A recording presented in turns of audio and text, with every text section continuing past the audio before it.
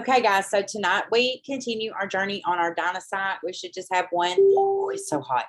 It is so hot. And the green babies come and spend the night. So I've been out in the yard setting the pool up, filling up the water gun so that tomorrow when I get done trading, we are ready to, tear it up. So I'm just, and I was cooking on the grill. So yeah.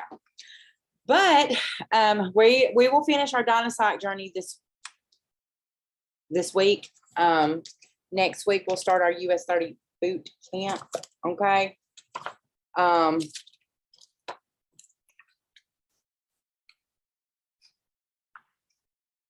I've been doing mine every day. Y'all probably, if y'all come to the live trading lab while I'm doing the morning video and stuff, you see me, if my camera's on, you see me doing it. And you guys, you see it's working. You see how many new students are coming in every single day. You see how many pips we're catching in the live trading lab. I'm trying to make sure that every single body, if you speak up, that we get your pip goal for the day. Okay, because we're about to be starting this challenge. So y'all see it, and I don't. Yeah, I seen it, and we'll probably. I haven't had a chance to look at it. Hold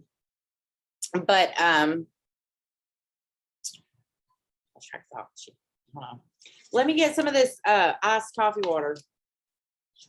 It's not good.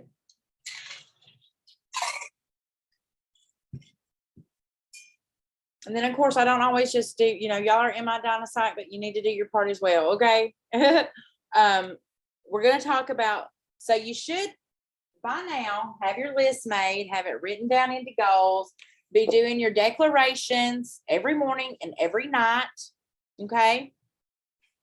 And your super suggestion, what today, okay?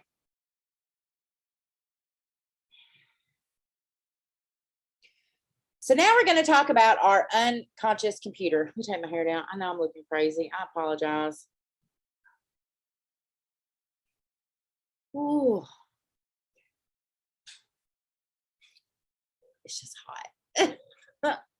I have my air conditioning going full blast, and I have got 3 of those 12,500 BTU air conditioners. I've got one in my bedroom. I've got one in my mom's room, and I've got one in the living room, guys. It's hot. All right, so we're going to talk about our unconscious computer. Okay. So decision making is the most significant work that you'll ever do. Okay. That's because it is impossible for the human to even exist without a steady stream of decisions. Okay. The decision to eat or drink and the choice of what you eat or drink. It's a simplified example of the decision-making process to which we give like little or no importance to, but is essential to our continued existence, okay? Other than breathing, the beating of the heart, the body functions are generally carried on after making a decision, a series of decisions, okay? Think of the number of decisions, each tiny and insignificant, but each essential in the process of merely scratching your nose. Think about it. Everybody do it. Don't pick it, but scratch it. Okay.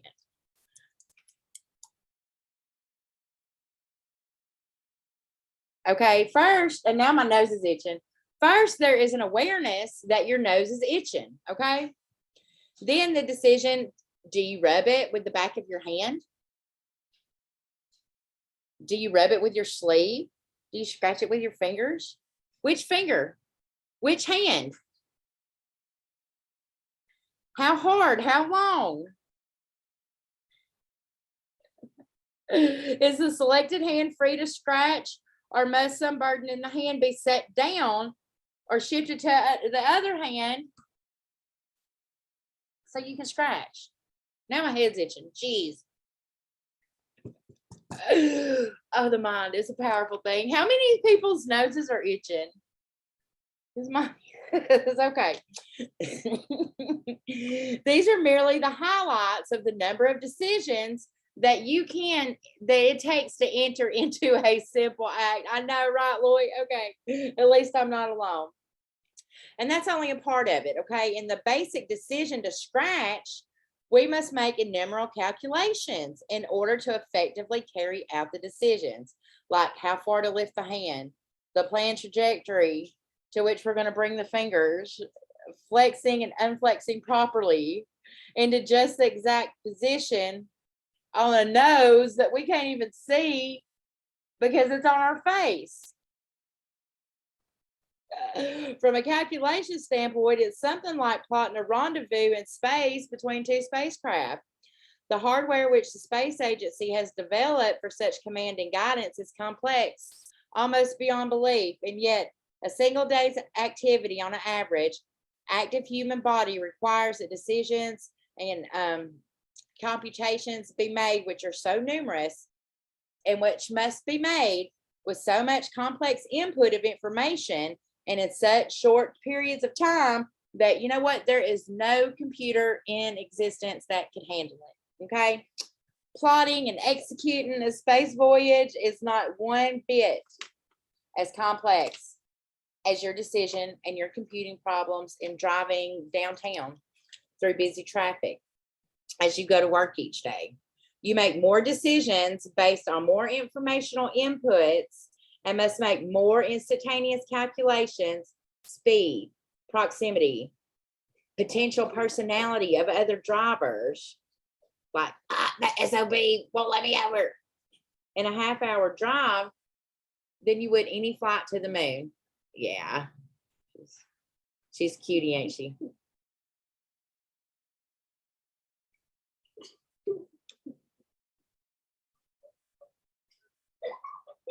Okay, Ava, go wait for your nephew. I want to. Go wait and see. Okay, in short, the message is brief. There is no man-made calculator or computer that can begin to even approach the complexity or efficiency of the human mind. Many imitate, but you will never replicate, okay? Make no mistake, ordinary people never learn to use their great unconscious computer. The day they learn to use it, they cease to be ordinary. I don't think any of us here is ordinary. Searching the writings of famous men, the statements they have made is their source of creativity, which is essential in all decision making, and reading everything that could be found in this area, I can tell you this. We're talking about Edison, Einstein, Mozart, Emerson, Tchaikovsky, Steinberg, James Watt, countless other inventors, scientists, writers, composers have all given evidence of their use of the unconscious computer, and it exists in every single one of us. It exists in me, it exists in you, okay? They each somehow happen upon this great resource. You are going to learn how to use it knowingly and at will. What is it going to do for you? Number one, it's going to provide meaningful and productive answers to your problems. Two, it's going to increase the efficiency and well-being of your mind. And three, it's going to furnish the power that turns your daily declarations into actual possessions. One, in the problem area, we all know that the burden of decision making, which is what problems are, difficult decisions, increases in direct ratio to the complexity of the problem. If the decision is yes or no, stay or go, black or white, it's usually less complex than if there's several possible solutions and you must decide which is the best course of action. Immediately, we're faced with a lot of information of varying degrees of importance, a number of answers of varying worth, and very often emotional pressures to make one decision or another. In short, a computer-like problem. Using our unconscious power, we have the answer computed and delivered to us. Number two, our mental well-being. It comes into focus when we understand how the unconscious computer can be used to reduce stress, to reduce tension in the nervous system. Okay. I'm about to read a quote. Hold on.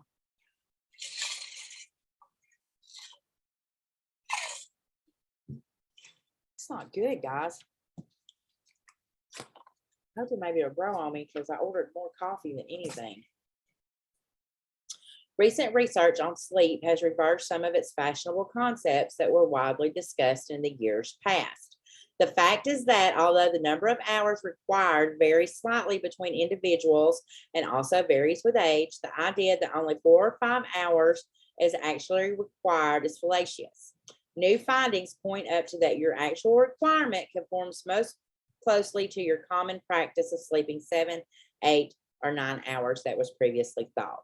Assuming that your true requirement is 8 hours, then the first half, or approximately 4 hours, is devoted to your body repairs, the rejuvenation of your tissues, which has been worn down during the day. Scientists, in making observations of this period, note that during the first hour, sleep is particularly deep, and there is an accompanying increase in your basal metabolism. There is an extra expenditure of energy involved in the first hurried elimination of the major aspects of pure physical fatigue. The second, third, and fourth hours produce somewhat lighter sleep and require considerably less energy. While the more intricate physical repairs are accomplished, things such as reflexes and various physically derived judgments such as distance, form, and color are thus returned to normal through cell repair and regeneration. Since this is the case, it is imperative that you have some method of reducing tension and pressure, which modern day living practice says we have, upon us. The use of the unconscious computer can be put to work to clear your mental system of each day's problems, okay, as you sleep and prepare your mind for the following day's activities. Okay, 3, our declaration achievement is accomplished through the use of this unconscious computer. I'm already seeing results from mine. I'm already seeing the results. Here's how that works. As your daily declarations are made, your unconscious computer receives the information from you. It becomes the function of this giant calculator to devise the methods that you can use to get to these goals.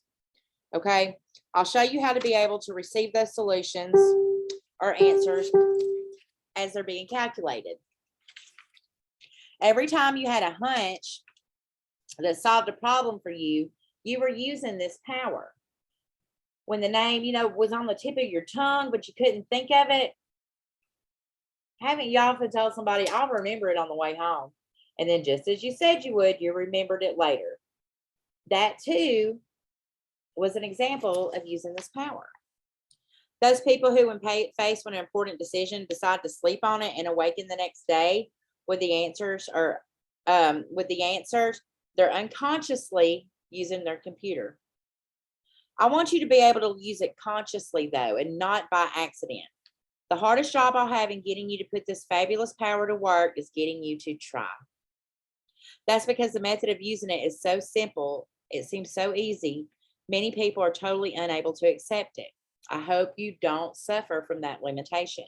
That's one thing that we've been working on really hard since we have started this, is removing the limitations. Removing the limitations, because we're the only ones that put them on ourselves. God doesn't put them on us. The universe doesn't put them on us. Source doesn't put them on us. We do that. Okay.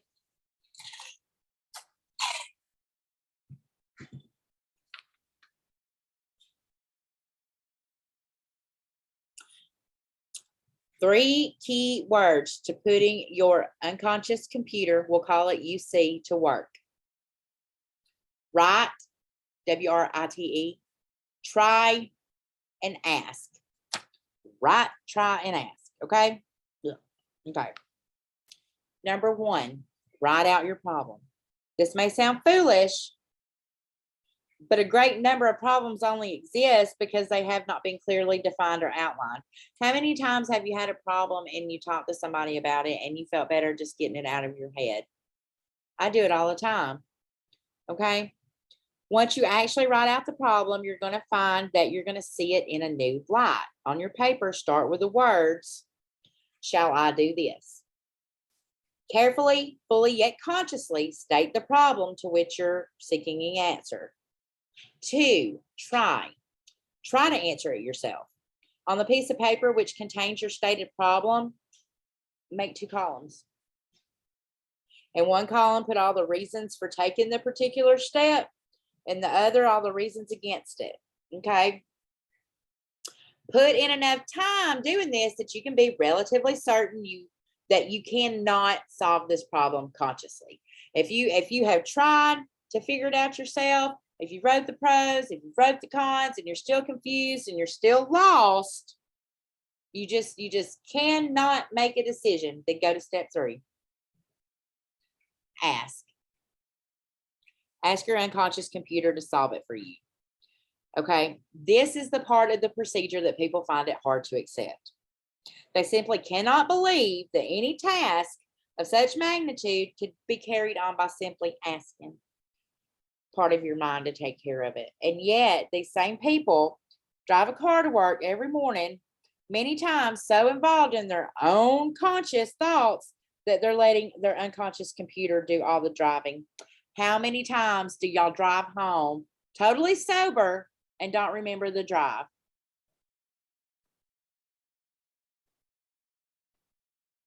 I do it all the time. I got a ticket the other day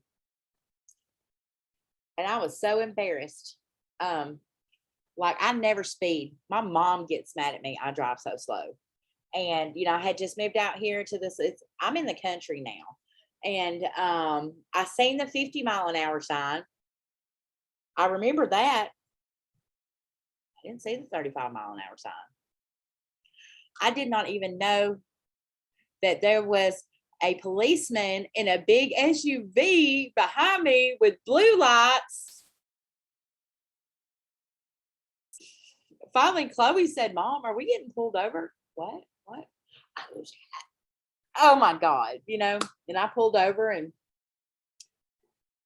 he was like, "Well, what makes me mad is that you slowed down when you seen me and you sped up when you passed me." And I was like, because I told him I didn't see the sign. And then he says, "Well, what makes me mad?" And I was like, I'll be honest with you. I didn't see you. And he was like, "You didn't see me?" Well, I was sitting right. Hold on a minute. Who went and wrote me a ticket? Now, every single day when I drive by, that's his little, he's sitting right there on the side of the road. Big old police SUV with the lights on it. And I just flew right past him. Didn't even see him. I do it, okay? So I will kind of zone out because my unconscious computer is doing the driving. And then I suddenly become aware that I've been driving, almost like waking up from being asleep, ready to turn off the freeway or the turnpike, So people will do this and they will be unable to recall clearly the specifics of what occurred in connection with their winding their way through traffic. I get home all the time and don't remember how I got here. So I need you guys to accept it. Think of your unconscious computer as another person, an employee, assistant. Just say to that force, "I want you to answer this problem by tomorrow morning." Or, "I need an answer to this problem by 4:00 this afternoon." Or if it's particularly difficult, give the computer more time. Tell it you want the answer by next Saturday or something of the sort. Then forget it. Forget the problem completely. Your computer will not work on a problem while you're working on it in your conscious mind. It's as though you had to release all the figures on some job to another person before he could go work on it.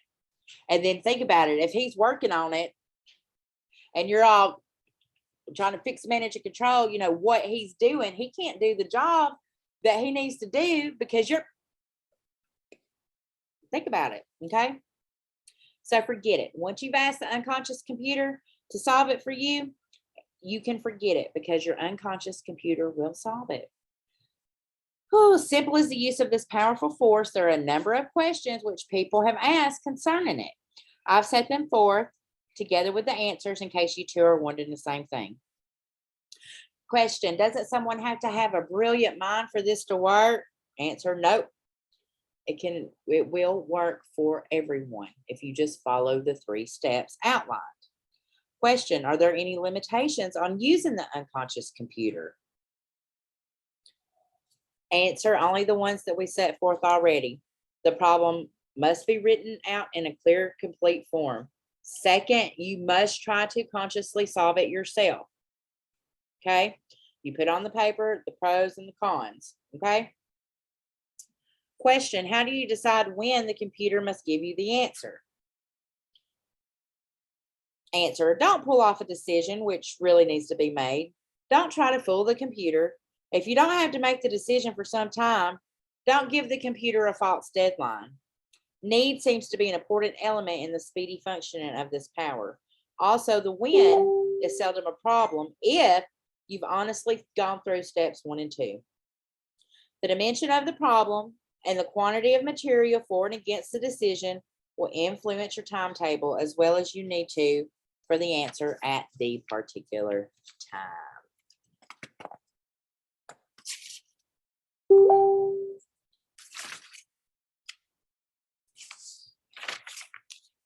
Okay. Every time you have a hunch, I done did that. Question, why and how does it work? Answer, there are a number of theories put forth by psychologists, psychiatrists, even mystical people and religious leaders. I don't really know. I simply know that it works. The success this method has given is the recommendation I offer for you trying it. It does work. That's all I ever needed to know about it, was that it worked. Question, why is it important? Answer, because really effective people cannot afford to go around carrying dozens of unsolved problems in their mind. They need the free use of their consciousness to take care of the matters of the moment. Yet they also encounter larger problems that they're unable to readily solve for themselves, even after defining them, laying them out fully, and going over the pros and cons. Unsolved problems are worries. Worries are destructive. Okay. What's the greatest value? The fact that you're able to use the greatest part of your mind, a secret part, inaccessible to most people at will. There's no question that the unconscious part of our mind, and reasons I still don't completely understand, has a capacity for creativity, problem solving, far beyond the other portions of the mental equipment. The unconscious computer is truly a superpower. Its relationship to our conscious mind is like comparing a single man's effort with those of a computer. Okay. Question, can it only be used on basis where the answer will not be forthcoming for some time? No. there is a technique for instant application. All you have to do is condition yourself, although you were preparing to use super suggestion. At that level, ask your unconscious computer your question. If prior to this step you have defined the problem and tried consciously to solve it by weighing opposite advantages and disadvantages, you're only going to have to wait a bit in that deeper state of consciousness, and the answer will come. And you know, with the super suggestion, it does take some practice to be able to get there. But if y'all are practicing it every day, every time you do it, you're closer to getting there.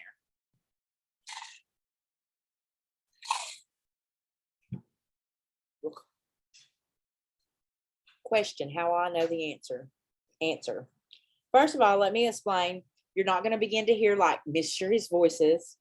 It's just that the solution to the problem will come to you in a form immediately capable of action to your problem. It will feel like the right answer. You will also feel you want to get right back to the problem and put that answer to work at once.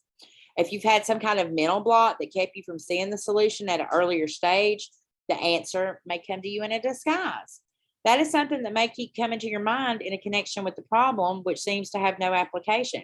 A snatch of an old song, a childhood game, but then it will suddenly occur to you that Bye Bye Blackbird may be unconscious suggestion to get rid of the source of the problem. And that will be one of the two courses you've been trying to decide between. Okay. Generally, it's going to be a feeling of rightness, a feeling of eagerness to carry out the solution. All you need to do is identify the correct answer from the unconscious computer. Question, can I do this right away, or does it take a few tries to get it working? Answer, it will respond when you properly prepare and ask. However, as you continue to use it, proficiency will grow as it does with all the familiar things. But if it doesn't work at all, you're preventing its function.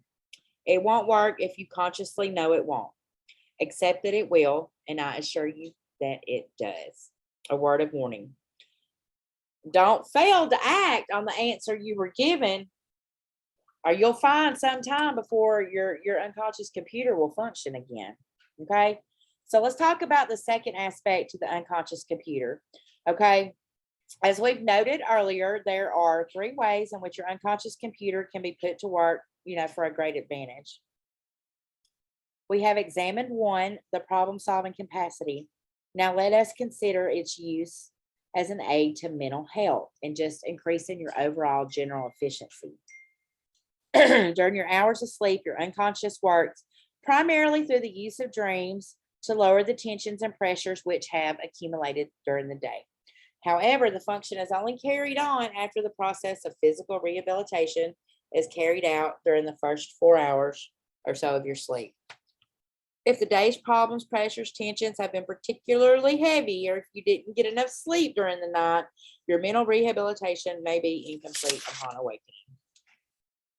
This means you're going to face a new day with a lower tolerance to the day's demands on your nervous and mental capacities. Irritability makes itself felt. Problems loom larger than life size. When you're at your lowest ebb the next day, for we've all seen the cycles of more energy, less energy, and regular power patterns throughout our waking hours.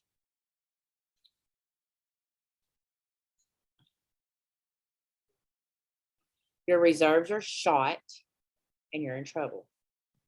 It is at this point that you can utilize your unconscious computer to give yourself what I call the silent treatment. It's at this point that you can utilize your the silent treatment is a method of permitting your unconscious computer to catch up for a brief time on the chores it was unable to complete the night before. It enables you to spend just a few minutes in a special manner, which will increase your efficiency in every way for hours.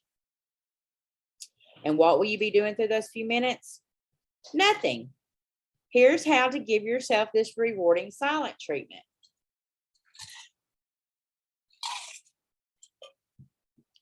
Mercy.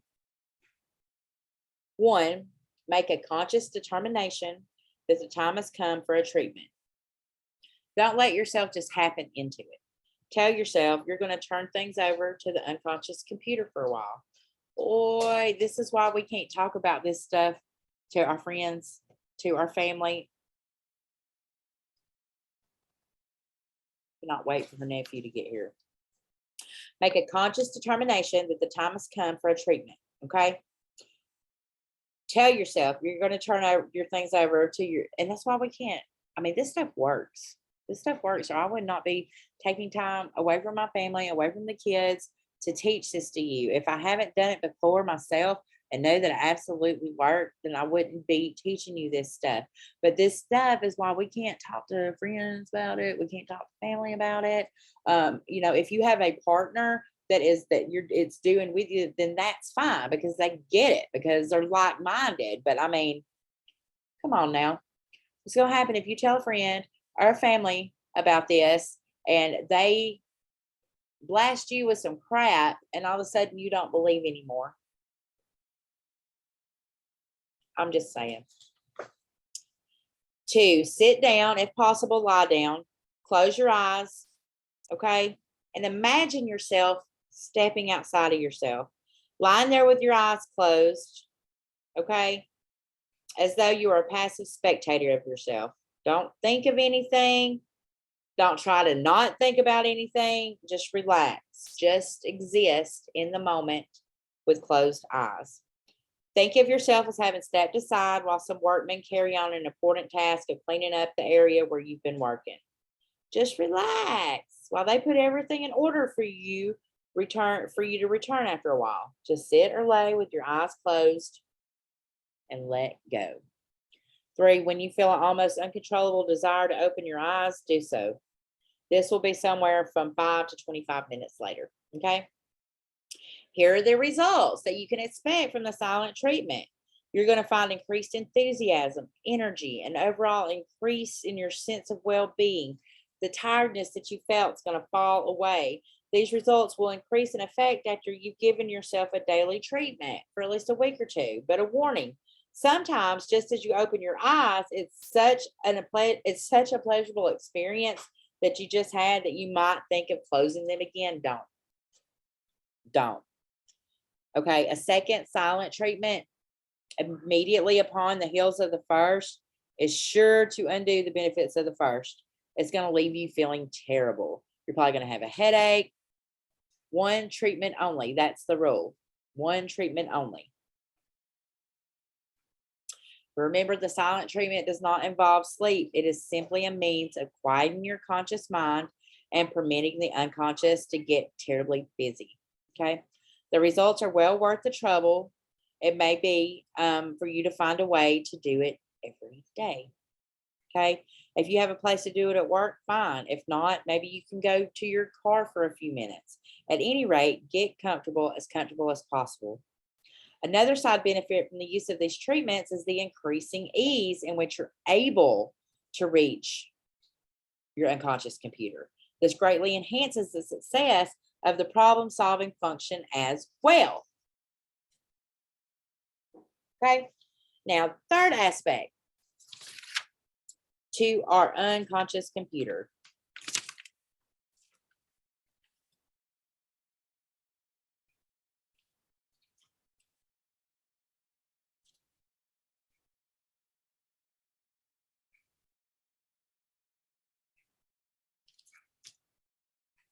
This utilization of the great power of unconsciousness, which are within you, requires no more effort on your part than the continued of your daily declarations. Just as super suggestion enhances the speed in which you can acquire a positive trait or a quality which you set up as a goal, the unconscious computer also makes important contributions to goal fulfillment. Both the things you want and the tangible goals and the intangible goals are conditioned into your mental apparatus.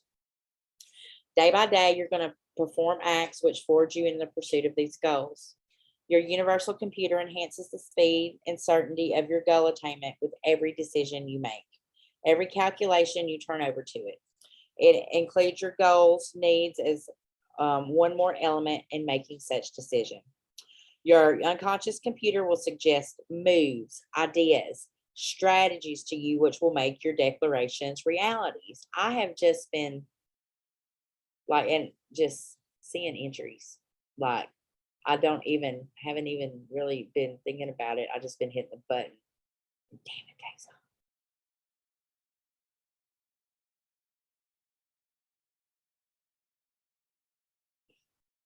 New and creative ideas will just seem to come from nowhere as you progress in the application of the natural laws of power which have been summoned up for you for Dynasite.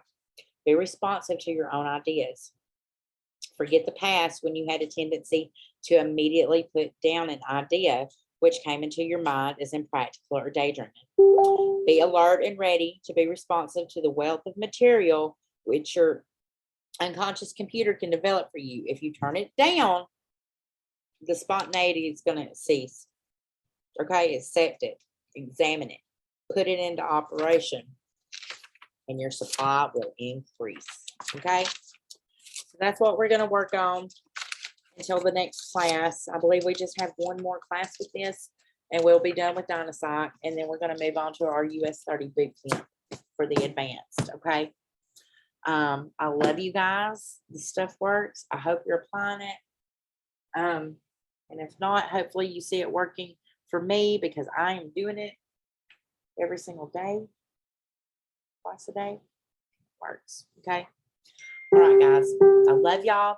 I will see you in the chat, and I will see y'all for the trading lab in the morning. Come with your trading plan and know how many no's.